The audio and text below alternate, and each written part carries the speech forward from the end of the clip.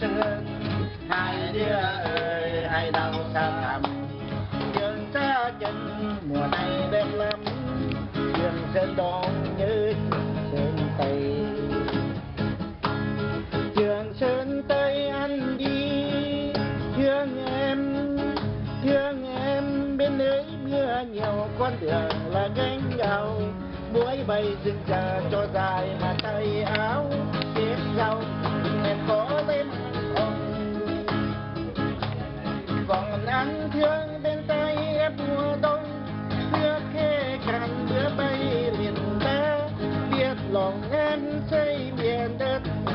là các em lo đường chân bom phu. Anh lên xe chạy đủ cơn mưa, cái gạt nước xua đi nỗi nhớ, em xuống núi nắng rực rỡ, cái nhành cây gạt bối riêng tư. Nơi anh ghé sang đến nơi em, khi